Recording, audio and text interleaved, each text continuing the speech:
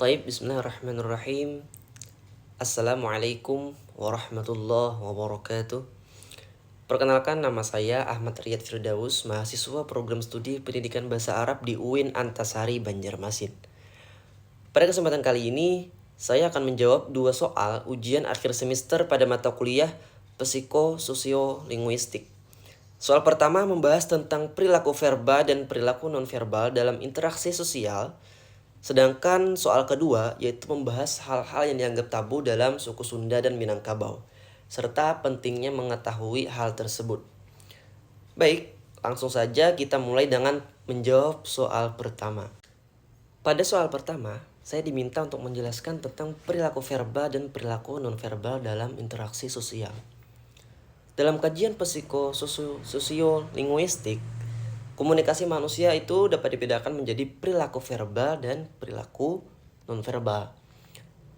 Perilaku verbal adalah perilaku komunikasi. Perilaku komunikasi yang menggunakan bahasa sebagai alat utama untuk menyampaikan pesan, baik dalam bentuk lisan maupun tulisan. Melalui perilaku verbal, seseorang dapat mengungkapkan pikiran, perasaan, dan gagasan, keinginan, serta informasi kepada orang lain. Contoh perilaku verbal, misalnya berbicara dengan teman, berdiskusi di kelas, memberikan presentasi, bertanya kepada dosen, atau menulis pesan. Dalam kehidupan sehari-hari, perilaku verbal itu sangat dipengaruhi oleh faktor psikologis dan sosial, seperti usia, tingkat pendidikan, budaya, lingkungan, serta hubungan antara pembicara dan lawan bicara. Sementara itu, perilaku nonverbal adalah perilaku komunikasi yang tidak menggunakan kata-kata, melainkan menggunakan ekspresi wajah, gerakan tubuh, kontak mata, isyarat, sikap tubuh maupun intonasi suara untuk menyampaikan pesan. Perilaku nonverbal itu seringkali digunakan untuk memperkuat atau melengkapi pesan verbal yang disampaikan seseorang. Misalnya, tersenyum menunjukkan keramahan, menganggukkan kepala menunjukkan persetujuan, melambaikan tangan sebagai tanda perpisahan, atau menunjukkan ekspresi sedih ketika sedang mengalami kesedihan. Dalam beberapa situasi, perilaku nonverbal bahkan dapat menyampaikan makna yang lebih kuat daripada kata-kata yang diucapkan. Perbedaan utama antara perilaku verbal dan perilaku nonverbal itu terletak pada media yang digunakan dalam komunikasi. Kalau perilaku verbal itu menggunakan bahasa atau kata-kata, baik secara lisan maupun tulisan. Sedangkan perilaku nonverbal itu menggunakan gerakan tubuh atau ekspresi wajah, simbol, dan berbagai bentuk isyarat lainnya tanpa menggunakan kata-kata. Nah, meskipun demikian, keduanya itu saling melengkapi dalam proses berkomunikasi. Oleh karena itu, komunikasi yang efektif itu tidak hanya bergantung pada penggunaan bahasa yang baik, tetapi juga pada kemampuan menggunakan perilaku nonverbal secara tepat agar pesan yang disampaikan dapat dipahami dengan baik oleh lawan bicara. Jadi dapat disimpulkan bahwa perilaku verbal itu merupakan komunikasi yang menggunakan bahasa. Sedangkan perilaku nonverbal itu merupakan komunikasi yang menggunakan ekspresi, gerakan tubuh, dan berbagai isyarat tanpa kata-kata. Keduanya ini memiliki peran penting dalam menciptakan komunikasi yang efektif dalam kehidupan sehari-hari. Selanjutnya, saya akan menjawab soal kedua mengenai hal-hal yang dianggap tabu dalam suku Sunda dan Minangkabau, serta pentingnya mengetahui hal tersebut. Pada soal kedua, saya diminta untuk memilih dua suku di Indonesia, kemudian menjelaskan hal-hal yang dianggap tabu atau dilarang dalam kedua suku tersebut, serta pentingnya mengetahui hal-hal tersebut. Pada kesempatan ini, saya memilih suku Sunda dan suku Minangkabau. Pertama, pada suku Sunda, hal-hal yang dianggap tabu dikenal dengan istilah pamali.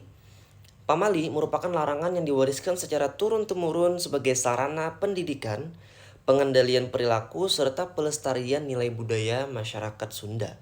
Beberapa contoh pamali yang masih dikenal hingga saat ini itu adalah larangan meniup suling pada malam hari, karena itu dipercaya dapat mendatangkan harimau goib atau makhluk halus lah. Nah, selain itu terdapat pula larangan membeli garam dan cabai pada malam hari yang mengandung pesan agar seseorang terbiasa hidup tertib dan mempersiapkan kebutuhan rumah tangga dengan baik. Masyarakat Sunda itu juga mengenal larangan mencari kutu rambut pada malam hari. Nah, karena itu dipercaya dapat mengundang makhluk halus. Ada pula pamali yang cukup unik, yaitu laki-laki tidak dianjurkan membuka bungkus pepes atau paisan lah. Serta larangan makan menggunakan cobek atau coet yang dipercaya dapat menyebabkan seseorang memperoleh jodoh yang jauh lebih tua. Walaupun sebagian pamali tersebut tidak dapat dibuktikan secara ilmiah, larangan-larangan tersebut itu mengandung nilai-nilai kesopanan, kedisiplinan, dan keteraturan dalam kehidupan bermasyarakat. Nah, selanjutnya pada suku Minangkabau juga terdapat beberapa pantangan yang diwariskan dari generasi ke generasi sebagai sarana pendidikan moral dan sosial. Salah satu pantangan yang cukup dikenal itu adalah larangan menyapu pada malam hari karena itu dipercaya dapat menghilangkan rezeki. Nah, menghilangkan rezeki ya gitu. Kemudian selain itu perempuan tidak dianjurkan sering berkeliaran tanpa tujuan yang jelas karena dianggap tidak sesuai dengan norma kesopanan yang berlaku dalam masyarakat Minangkabau.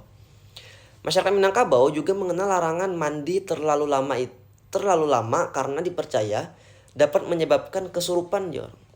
Serta larangan tidur menjelang waktu maghrib karena waktu tersebut dianggap penting untuk beribadah. Nah, itu larangan yang ada di suku Minangkabau. Kemudian ada pula pantangan untuk tidak mengeluh ketika usaha sedang ramai karena dianggap sebagai bentuk tidak bersyukur atas nikmat yang diberikan Tuhan. Artinya kada ramainya kada bersyukur. Selain itu masyarakat juga diajarkan untuk tidak berisik pada malam hari agar tidak mengganggu ketenangan dan waktu istirahat orang lain. Salah satu larangan adat yang sangat penting dalam masyarakat Minangkabau adalah larangan menikah sesuku atau satu kaum. Artinya tidak boleh menikah satu suku. Dalam sistem kekerabatan Minangkabau yang bersifat matrilineal, anggota suku yang sama dianggap masih memiliki hubungan kekerabatan sehingga pernikahan sesuku itu dipandang sebagai pelanggaran adat. Larangan yang seperti ini bertujuan untuk menjaga garis keturunan, memperluas hubungan kekerabatan antar suku, serta menjaga keharmonisan sosial dalam masyarakat. Nah, selain daripada itu, masyarakat Minangkabau itu juga mengenal konsep sumbang duo baleh, yang artinya 12 aturan etika yang mengatur cara duduk, berdiri, berjalan, berbicara, bertanya, menjawab, dan bergaul, khususnya bagi perempuan Minangkabau.